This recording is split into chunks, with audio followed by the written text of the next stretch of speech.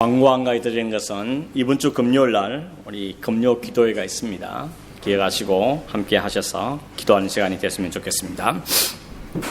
오늘 바울이 데살로니가에 보낸 두 번째 편지 내용을 살펴보고 있는데, 오늘 읽은 편지의 부분은 감사하는 것, 그리고 당부하는 이야기, 그리고 기도를 하는 것과 또 마지막에는 나를 위해서 기도해 달라, 기도 부탁을 하고, 마지막은 바울이 확신한다 하는 내용을 다루고 있습니다. 좀 내용이 많긴 하지만 간단하게 생각해 보겠습니다. 바울이 먼저 하나님 앞에 데살로니가 성도들로 인하여서 감사한다, 이 말을 먼저 하고 있습니다. 여러분, 뭐가 그렇게 감사합니까? 요즘에 감사하는 어떤 일이 있습니까? 특별히 우리 가족을 볼 때, 혹은 자녀들 볼 때, 남편과 아내를 바라볼 때 뭐가 그렇게 감사하죠? 뭐가 제일 감사합니까? 오늘 본문에 사도 바울이 쓴 편지를 보면 바울이 데살로니가 성도를 바라볼 때 제일 감사한 거, 오늘 표현에 의하면 항상 감사하고 또 마땅히 감사한다 하는 감사의 내용이 있습니다. 그게 뭔가 하면 13절이죠. 주께서 사랑하시는 형제들아, 우리가 항상 너희에 관하여 마땅히 하나님께 감사할 것은 하나님이 처음부터 너희를 택하사 성령의 거룩하게 하심과 진리를 믿음으로 구원을 받게 하심이니, 이렇게 말하죠. 한마디로 말하면 뭡니까? 데살로니가 교회 이 편지를 받는 성도들이 하나님의 구원받은 백성이 되는 사실 때문에 지금 감사한다는 것입니다. 여러분이 자녀를 바라볼 때 우리 아이가 참 말씀으로 구원받은 하나님 백성이구나 그걸 깨달아져서 감사한 적이 있습니까? 혹은 남편을 볼 때, 아내를 볼 때, 혹은 부모를 바라볼 때, 그래도 우리 부모님이 혹은 남편과 아내가 하나님의 백성으로 구원받은 분이다 하는 것 때문에 참 감사하다, 이런 마음을 이런 생각해 본 적이 있는지 모르겠습니다. 물론 우리가 다른 사람의 구원을 어떻게 분별할 수 있습니까? 우리 잘 모르죠. 사실 잘 모릅니다. 그러나 주님께서 말씀하시고 힌트를 얻으면 그 나무는 열매를 보아서 한다 그러죠. 열매를 보아서 한다. 겉으로 보기에는 저게 사과나무인지 배나무인지 잘 몰랐는데 사과가 맺힌 걸 보니까 저 나무는 사과나무구나 알 수 있고, 또 배가 열린 걸 보면서 저 나무는 배나무구나 하는 걸 알 수 있습니다. 저도 시골에 자랐긴 해도 잘 모릅니다. 나무가 무슨 나무인지 잘 모릅니다. 그래서 항상 물어봅니다. 저 무슨 나무냐 물어보는데, 그러나 열매가 달려있는 걸 보면 압니다. 그죠? 저건 감나무구나, 저거는 배나무구나 하는 알 수 있습니다. 마찬가지로 우리의 자녀들이 혹은 우리의 가족들이 하나님의 구원받은 백성인지 잘 모르지만, 그러나 그의 삶을 통하여서 우리는 적어도 하나님의 구원받은 백성이구나 하는 것을 확인할 때 마음에 감사가 있는 것이죠. 공부를 좀 못해도, 혹은 심지어는 건강 좀 약하고 해도 적어도 하나님의 구원받은 하나님의 자녀라는 사실이 분명하게 확인되질 때 일단 감사하죠. 감사하는 것입니다. 지금 바울이 이 성도를 바라볼 때 내가 너희를 위해서 항상 감사하고 마땅히 감사한다 하는 이유는 그들이 잘 살기 때문에, 부자가 됐기 때문에, 혹은 건강하기 때문에, 그런 이유는 없습니다. 딱 한 가지죠. 너희들이 구원받은 백성이다 하는 것 때문에 감사하다고 이야기합니다. 구원이 어떻게 이루어지느냐를 바울은 이렇게 말하죠. 하나님께서 처음부터 너희를 선택하셨다, 이렇게 말하죠.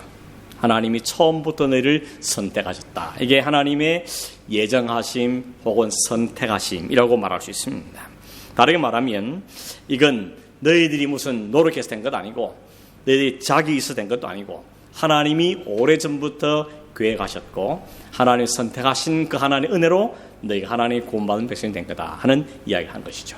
두 번째는 뭔가 하면 성령께서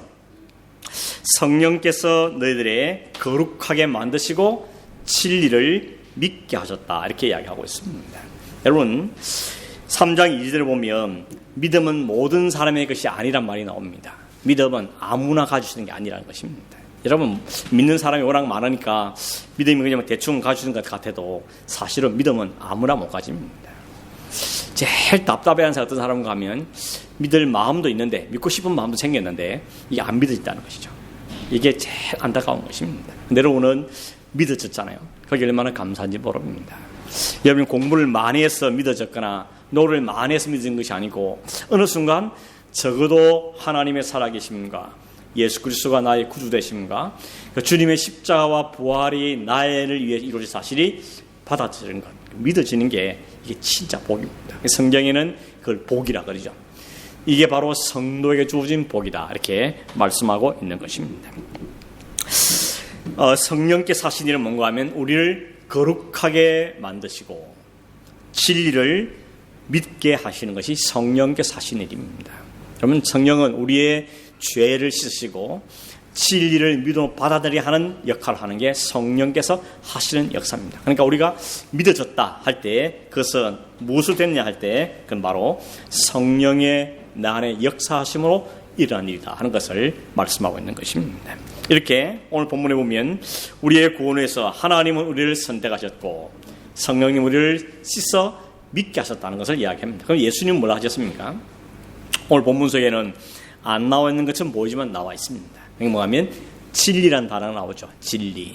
예수님은 우리의 구원을 위해서 진리가 되어주셨다는 것입니다. 그 진리가 뭐죠? 트루스. 진리라는 것은 하나님의 아들이시오 참 인간이시며 이 땅에 오셔서 십자가를 지셨고 우리의 구원을 완성하심으로 진리가 되셨습니다. 그래서 우리는 그 진리는 하나밖에 없는 거죠. 더 트루스라 이야기죠. 오직 하나밖에 없는 진리가 되신 분이 주님이신 겁니다. 우리가 구원을 얻기 위해서 뭔가 이 파운데이션이 필요한데 그 파운데이션 되신 분이 주님이신 것이죠. 그 주님이 하신 일은 우리의 구원을 위한 기초를 놓으신 겁니다. 자신을 다 내어드려서 나를 밟고 내 죽음에 동참해서 하나님의 구원을 이루라 하는 것이 바로 주님께서 하신 구원의 근거, 진리가 된 것이 주님이 하신 일이라는 겁니다. 정리하면 우리의 구원은 성부와 성자와 성령께서 같이 합하여서 이루어내신 놀라운 사역의 열매라는 것입니다. 여러분, 데살로니가 교회도 원래는 이방 땅이죠. 유대인들이 아닙니다. 물론 그 땅에 이민간 유대인도 살고 있었고 이방인도 함께 살고 있었는데 복음이 전거될 때에 유대인이나 이방이나 차별이 없이 구별이 없이 다 예수를 받아들이게 되고 그들이 데살로니가 교회라는 교회를 이루게 된 것입니다. 교회 안에는 유대인도 있고 이방인도 있고 함께 교회 공동체를 이루게 된 것입니다. 그런 점에서 여러분, 저와 여러분도 사실은 유대인들이 아니죠. 이스라엘 백성이 아닙니다. 우리도 이방인입니다. 저 동방에 있는 하나의 이방 땅에 있는데 이곳에 하나님의 구원이 임하였고 우리 하나님의 백성이 되어진 것입니다. 그 통로로 사용된 게 뭔가 하면 14절 보면 우리가 전한 복음 때문이었다 이야기하는 것입니다. 그러니까 바울은 하나님의 구원의 놀라운 역사를 퍼달라주는 전달자, 딜리버리를 한 것이죠.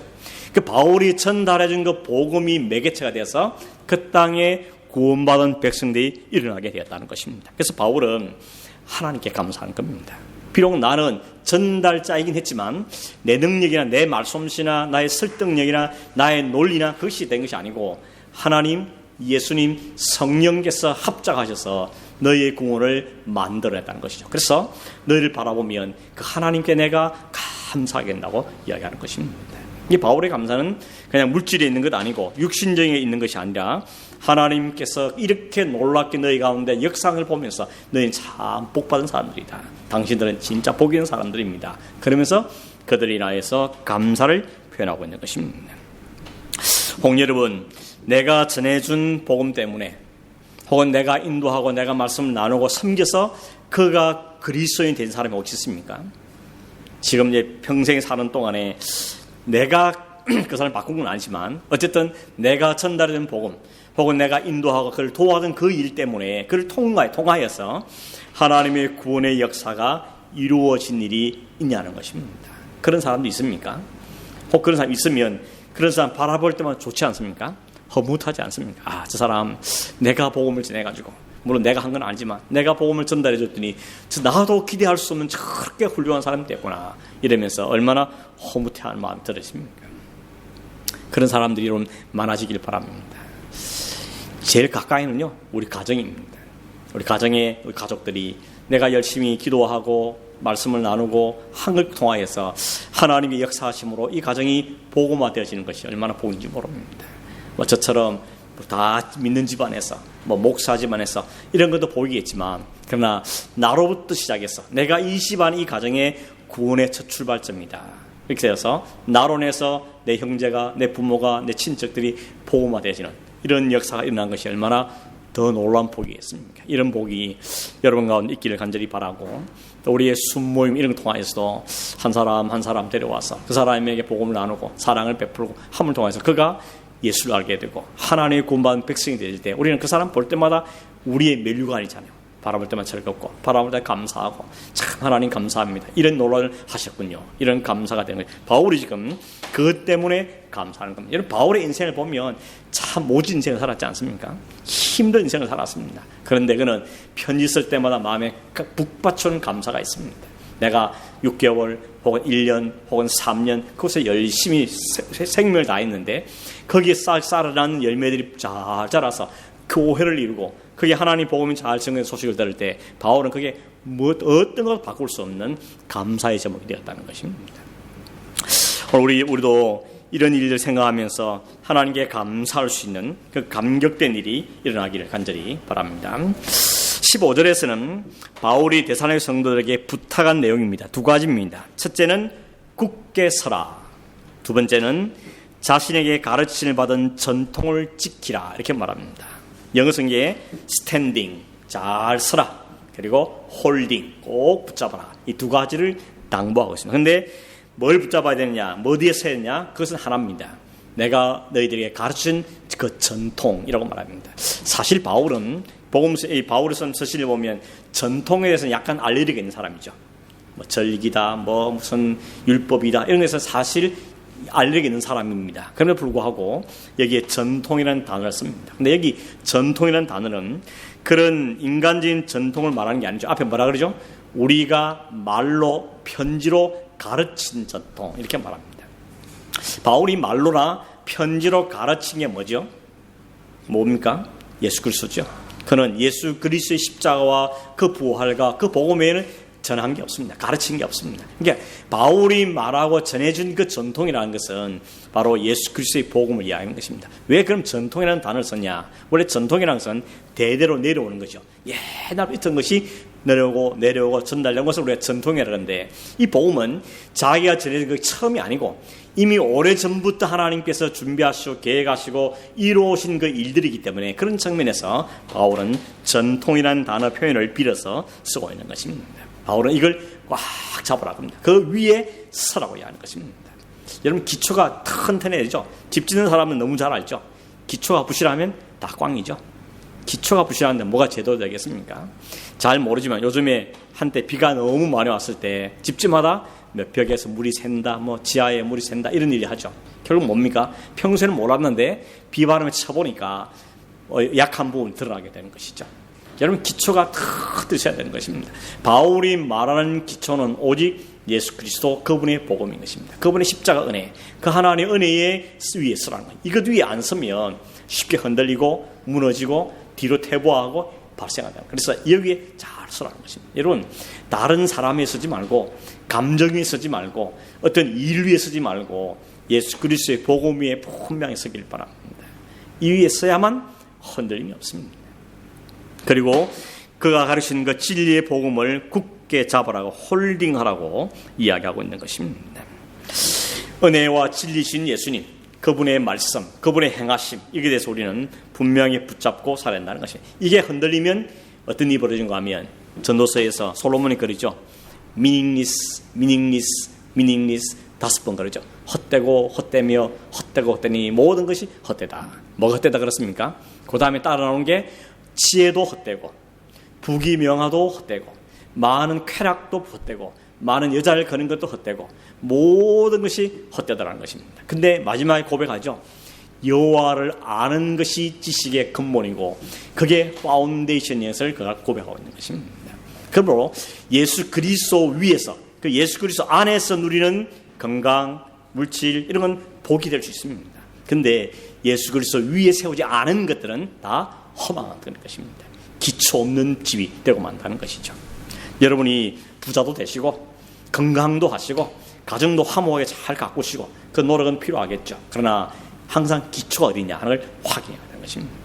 이 기초가 어디야? 내가 기초에 잘 서 있느냐 하는 것은 항상 확인해야 되는 것이. 어떻게 확인해야 됩니까? 주님 주신 방법이 바로 말씀이라는 통로지입니까? 하나님 말씀을 읽고 묵상하고 공부하고 배우고 그러면서 그 기초가 그리스도임을 다시 확인하고 내 삶의 모든 것이 말이나 행함이나 계획하는 거나 사업이나 일 모든 것이 이 그리스도의 말씀에 잘 서 있는 게 맞는지를 확인하는 시간이 필요한 것입니다. 이게 그럼 하루에 한 번은 해야 되지 않겠습니까? 아침 시작할 때든지 하루를 마무리할 때든지 내가 이 기초 위에서 오늘 살았는가, 이 기초에 살고 있는 사람인가, 내 방향이 잘 가고 있는가 하는 걸 매일매일 확인하는 게 필요한 것입니다. 군대 갔다 오신 분은 알지만 밤에 자기 전에 항상 편지를 쓰죠. 일기를 쓰게 합니다. 하루를 묵상하게 만들죠. 하루를 생각하고 반성하고 감사도 하고 또 이렇게 하는 시간을 갖게 만듭니다. 마찬가지죠.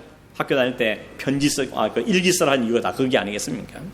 일기를 쓰듯이 오늘 하루의 삶을 평가하고 생각하고 잘 사는 부분과 그렇지 못한 부분들을 잘 평가해서 다시 그 기초를 확인하고 그 위에 반드시 쓰는 노력들이 우리에게 꼭 필요하다는 것입니다. 바울은 지금 이렇게 말하죠. 내가 그동안 너에게 말로서 가르친 것, 편지를 통해서 가르친 것, 이 기초, 이 진리 위에 잘 서 있고 이 진리를 양보하지 말고 이걸 꼭 붙들고 살라고 당부하고 있는 것입니다. 오늘 이 진리는 이 기록된 성경을 통해서 오늘 우리에게도 전달되었습니다. 오늘 우리에게 진리가 무엇인지, 진리의 내용이 무엇인지 이 하나님 말씀 통해서 우리에게 전달되었습니다. 오늘 우리가 할 일은 여기 이 진리를 확인하고 이게 우리의 삶의 기본이 되고 기초가 되는 걸 확인하고 날마다 그 안에서 믿음의 삶을 사는 몸부림이 우리에게 필요하다는 것입니다. 그런 다음에 여러분 바울은 그렇게 삶을 살아가는데 우리가 다 버겁기도 하고 또 연약하기도 하고 부족함이 많기 때문에 바울은 그들을 생각하면서 기도하는 게 16절 17절의 말씀입니다. 이렇게 기도하죠. 우리 주 예수 그리스도와 우리를 사랑하시고 영원한 위로와 좋은 소망을 은혜로 주신 하나님 우리 아버지께서 너희 마음을 위로하시고 모든 선한 일과 말에 굳건하게 하시기를 원하노라. 하나님의 위로, 하나님이 굳세게 하심을 기도하고 있는 것입니다. 여러분 우리가 말씀대로 살겠다, 기도하며 살겠다, 또 하나님 말씀 따라 실전에 살겠다 할 때 얼마나 버겁습니까? 그렇죠? 얼마나 힘이 듭니까?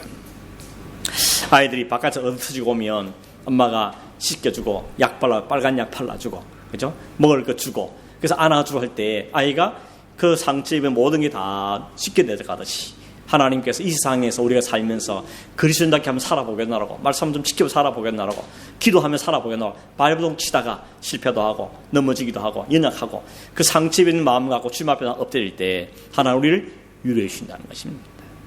바울이 그렇게 말하죠. 그 하나님께서 여러분들을 위로해 주시길 바랍니다. 여러분 하나님께 위로받길 바랍니다. 기도하면서 말씀하셔서 하나님 내 지금 사정이 이렇습니다. 내가 이렇게 얻어터졌습니다. 이렇게 무릎이 깨졌습니다. 이렇게 마음에 외롭습니다. 하는 건 하나님 다 쏟아놓고 하나님께 오셔서 어루만져주시고 위로해 주시고 씻겨주시는 그런 은혜를 누리길 바랍니다. 하나님 하신 방법 역시 기도하는 가운데 말씀 가운데 우리에게 행하시는 중요한 통로를 우리에게 허락해 주시는 것입니다. 사실적으로 아무도 몰라줘도 몰라주면 괜찮은데 오히려 오해까지 하고 비난하고 모함하면 참 견디기 힘들죠. 그러나 하나님이 아신다는 거예요. 그래서 바울이 그러죠. 그 하나님께서 바울도 얼마나 많은 오해를 받았습니까? 오해, 모함, 비난, 감옥에 갇히고 매를 맞고 이런 많이 겪었지만 바울이 버티고 견딜 수 있는 뭡니까? 감옥을 찾아오시고 하나님 위로해 주시고 찬송으로 바꾸시는 그 하나님 때문에 바울의 자신의 삶을 유지할 수 있던 것입니다.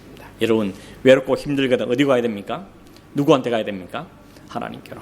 하나님께 엎드려서 하나님께 마음을 다 쏟아놓고 하나님께 울며 기도할 때 하나님께서 위로해 주시는 것입니다. 마치 엘리야가 지쳐서 죽여달라고 할 때 하나님 오히려 그에게 어루만지시고 먹이시고 재워주셨던 것처럼 베드로가 완전히 낙심하고 지쳐서 바닷가에 가서 고기 그물 던지고 있을 때 주님 찾아오셔서 먹이시고 그리고 네가 나를 사랑하냐고 다시 위로해 주시는 그런 은혜를 누리시길 바랍니다. 우리에겐 다 위로가 필요하지 않습니까? 세상 살면서 위로가 필요하지 않은 사람이 어디 있습니까? 자녀는 부모의 위로가 필요하지만 역시 부모도 위로가 필요한 사람들이죠. 남편은 아내의 위로가 필요할 뿐만 아니라 아내도 남편의 위로가 필요한 것이고, 순장님들은 순을 위로하지만 또 순장님도 역시 순한데 위로가 필요하고, 서로가 다 위로가 필요한 사람들이죠. 그 위로의 첫 공급지는 하나님이라는 것입니다. 그래서 바울이 그러죠. 하나님으로부터 오는 위로가 있기를 바라고 하나님을 굳게 붙잡아주기를 원한다 라고 이야기하는 것입니다. 그게 우리의 눈으로 드러난 표현이 누군가 하면 기도의 동력자들인 것입니다. 여러분, 기도의 동력자가 왜 필요합니까? 왜 중요합니까? 하나님 위로가 우리 있지만 하나님께 서로를 위해서 기도하는 것, 기도의 동력을 통하여서 서로의 마음을 풀고 위로를 받고 위로하는 그런 은혜를 우리에게 허락해 주신 것입니다. 기도의 동력자 있다. 그게 참 복인 것입니다. 내가 어릴 때마다 찾아가서 기도를 나눌 수 있는 사람이 있다는 것. 내가 지금 이런 사정인데 나 좀 기도해 주시오 할 때 정말 기억하며 잊지 않고 기도를 삼는다는 것은 진짜 복인 것입니다.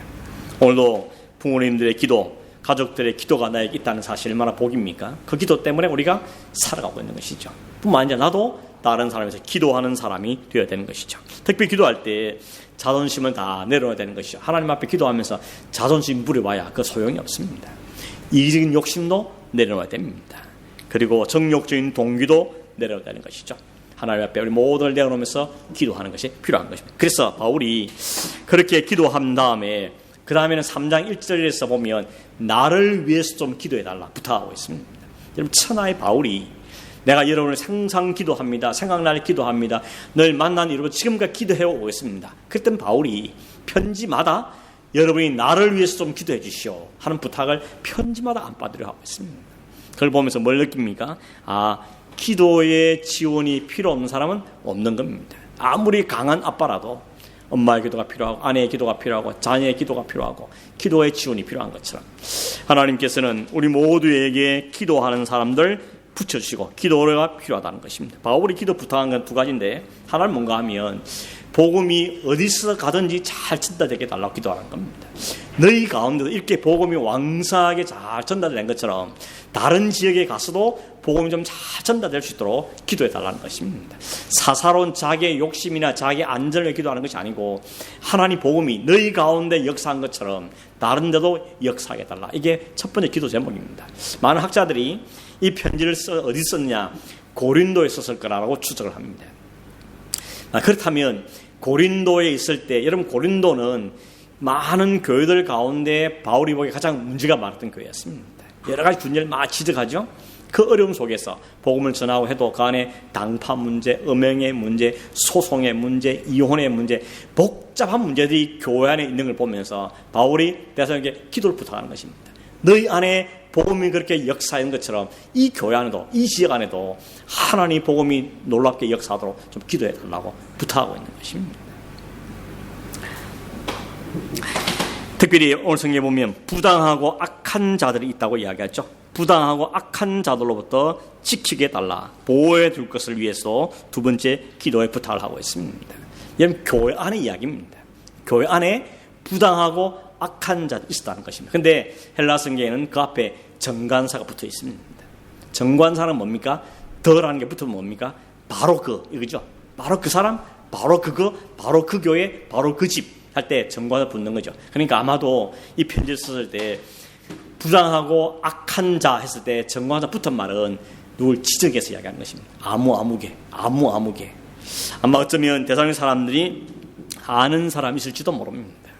이게 부당하단 말은 KJV 영어 성경에 보니까 unreasonable, 이유 없이, 참 못돼 먹은 사람이죠. 이유도 없어요. 뚜렷한 이유도 없는데 바울을 따라다니면서 괴롭히는 사람이죠. 사사건건 반대하고 바울이 복음 전하면서 방해하고 바울을 모함하고 비방하고 옛날 과거를 들추어내고 그러면서 바울이 사도가 아니라는 동 여러 가지를 막 써는 이런 사람이 바로 부당하게 악한 자라고 표현하고 있는 것입니다.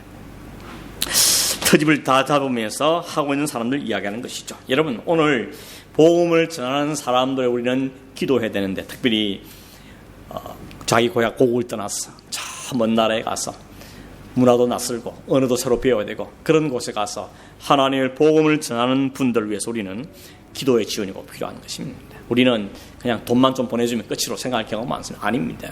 돈이 그 사람을 살리는 게 아니고 기도의 지원이 필요한 것입니다. 우리 교회도 새벽마다 꼭 선교사님들이 기도합니다. 우리가 지원하지 않는 분이 할지라도. 왜냐하면 하나님의 보험을 들고 간 사람들이기 때문에 한국 땅에 그런 놀라운에서 일어난 것처럼 그 땅에도 그런 놀라운에서 일어나기 위해서는 기도해야 되는 것입니다. 바울은 그렇게 기도해야 된다고 이야기하는 것입니다. 두 가지죠. 그게 하나님 복음의 역사가 일어나기 위해서 기도해주고, 또 하나는 그 부당하고 악한 자들도 우리를 지켜달라고 기도의 부탁을 하고 있는 것입니다. 그러면서 마지막 끝에 바울은 이 감사, 당부, 기도를 부탁하고, 기도해주고, 기도 부탁하고, 그런 다음에 마지막으로 한 게 뭔가 하면 확신을 갖고 있다 이야기합니다. 이런 모든 가운데 마지막으로 하는 바울은 확신이 있다는 겁니다. 그 확신이 뭔가 하면, 그 확신의 근거가 뭔가 하면 주님은 미쁘시기 때문이라는 것입니다. 오늘 성경에 나오죠. 미쁘신 주님께서 다 아시고 계획하시고 이 일을 진행해 가신다는 겁니다. 이 바울의 모든 확신의 근거는 주님께 있다는 것입니다. 주님이 미쁘신 분이니까. 이 미쁘단 말은 우리는 잘 안 쓰는 단어죠. 이 나라 우리식으로 바꾸면 믿을만하다, 믿음직스럽다, 혹은 신실하다, 뭐 이런 용어로 사용되어 있습니다. 참되다. 무엇에 그렇다는 겁니까? 복음을 전할 때나 계획하시고 전달하시고 성령을 역사하시고 그 삶을 사는 성도를 돕고 복음을 전하고 이 모든 과정들이 다 주님의 미쁘심으로 이루어진다고 이야기하는 것입니다. 예를 들어서 빌립보 1장 6절에 너희 속에 착한 일을 시작하신 이가 그리스도 예수의 날까지 이루실 줄을 우리가 확신하노라. 이 바울이 확신한 이유는 뭔가 하면 이 일을 시작하신 분이 주님이시기 때문에, 하나님이시기 때문에 마지막 날까지 이루실 분도 하나님이라는 것이에요. 여기에 그의 확신의 근거가 있다는 것입니다. 여러분 확신의 근거를 어디에 두십니까? 일이 좀 잘 풀리면, 생각 좀 되면, 경제 좀 나아지면 확신을 가집니까? 아니라는 겁니다. 그런 것도 물론 우리에게 도움 되겠지만, 그러나 바울이 말하는 그 모든 확신의 근거는 주님이 미쁘시기 때문이라는 것입니다. 우리는 미쁘지 못하죠. 우리는 신실하지 못합니다. 금방은 신실한 것 같은데 지나보면 또 신실하지 못한 모습이 우리 안에 드러나겠죠. 그래서 우리가 스스로 자책하는 게 뭡니까? 어떻게 나 같은 것이, 이런 고백 많이 하죠. 어떻게 나는 이 모양일까, 이런 자책들을 많이 합니다. 그리고 다른 사람도 네가 뭔데, 이런 비난들을 받습니다. 근데 바울은 이 모든 게 관계없이 나도 아니고 다른 사람 말도 아니고 내가 확신가는 근거는 주님이 미쁘신 분이, 그 미쁘신 주님이 나를 처음부터 선택하셨고 성령을 통해 믿게 하셨고 예수 그리스도가 나의 삶의 근거가 됐다는 사실, 이것만이 바울이 내세우신 유일한 확신이고 근거라는 것입니다. 이것을 우리도 우리의 근거로, 우리의 확신으로 삼아야 되는 것입니다. 바울은 우리에게 그 이야기하고 있습니다. 5절에 보면 주께서 너희 마음을 인도하여 하나님의 사랑과 그리스도의 인내에 들어가게 하시기를 원하노라. 이렇게 하면서 그 당부를, 확신을 끝내죠. 이렇게 시작하죠. 주께서 너희 마음을 인도하셔서. 이게 비결인 것이죠. 주님이 너희 마음을 아시고 사로잡으시고 잘 이끌어 가셔서 하나님의 사랑 안에 가고 그리스도 안에 누리는 그 인내를 배워가며 그 안에 참여하는 삶을 살게 한다 하는 게 바울의 확신이라는 것입니다. 이 확신이 오늘 저와 여러분에도 있기를 간절히 바랍니다. 데살로니가서 5장 23절 24절 보니까 이런 말씀이 있습니다. 평강의 하나님이 치 너희로 온전히 거룩하게 하시고 또 너희 온 영과 혼과 몸이 우리 주 예수 그리스도 강림하실 때 흠없게 보존되기를 원하노라. 너희를 부르시는 미쁘시니 그가 또한 이루시리라. 우리의 온전함은 우리를 부르신 그분이 이루신다고 분명히 말씀하고 있는 것입니다. 또 한 글 더 읽어드리면 고린도서 1장 9절에 너희를 불러 그의 아들 예수 그리스도 우리 수로 더불어 교제케 하시는 하나님은 미쁘시도다. 그 미쁘신 하나님 우리를 부르셨습니다. 그리고 죄와 더불어 살려는 우리를 끄집어내셔서 그리스도와 교제하는 사로 바꾸시다는 겁니다. 그게 미쁘신 하나님이 하시리라는 것입니다.